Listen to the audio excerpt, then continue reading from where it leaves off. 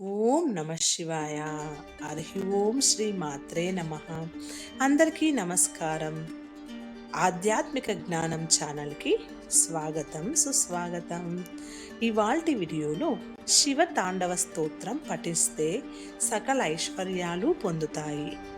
పరమశివుని అనుగ్రహం కోసం అనునిత్యం పరితపించే భక్తులు ఎందరో ఉన్నారు. ఈశ్వరుని ఆశీర్వాదం ఉంటే సకల ఐశ్వర్యాలు అందుతాయని కుటుంబంలో సఖ్యత, సంతోషం వృద్ధి చెందుతాయి.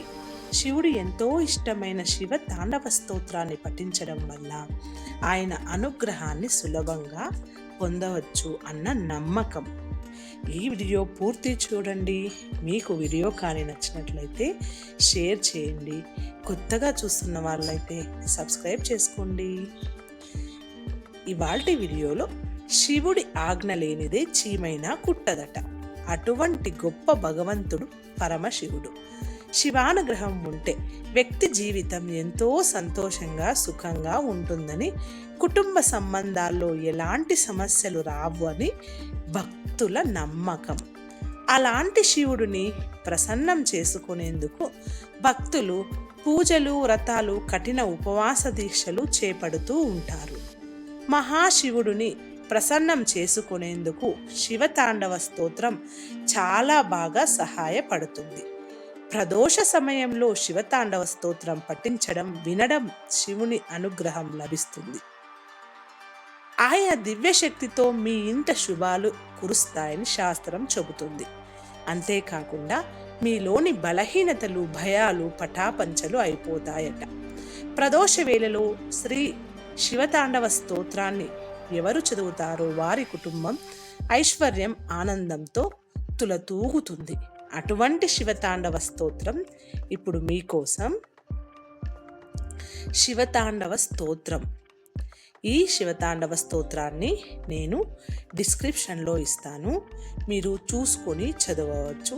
తెలిసిన వాళ్ళైతే మీ దగ్గర మీకు తెలిసింటే ఈ స్తోత్రాన్ని మీరు పఠించవచ్చు.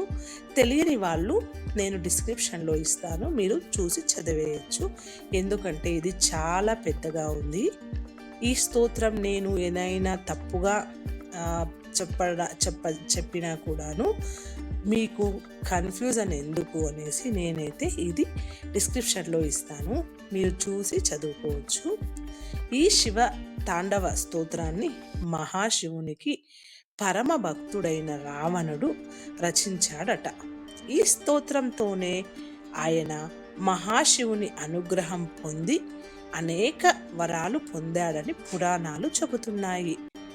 ఇంతటితో ఈ వీడియో అయితే సమాప్తమవుతుంది. ఈ వీడియోలో ఉన్న ప్రతి అంశము కూడా మీ స్వంత ఆలోచనలతో నిర్ణయాలు తీసుకోండి. నేను ఎందుకు చదవడం లేదంటే శివ తాండవ స్తోత్రం చాలా పెద్దగా ఉంది, ఇది కొంచెం తప్పుగా చదివినాను ఎందుకు అనేసి చదవడం లేదు. మీకు ఎంతమందికి ఈ శివ తాండవ స్తోత్రం వస్తుంది కమెంట్ ద్వారా తెలియచేయండి. మీకు చదవాలి అనిపించినట్లయితే నేను డిస్క్రిప్షన్లో ఇస్తాను, చూసుకొని చదువుకోవచ్చు. ఈ వీడియో మీకు ఉపయోగం అయినట్లయితే షేర్ చేయండి. కొత్తగా చూస్తున్న వాళ్ళైతే సబ్స్క్రైబ్ చేసుకోండి. నెక్స్ట్ మరొక వీడియోతో కలుస్తాను. అంతవరకు అందరికీ ధన్యవాదాలు.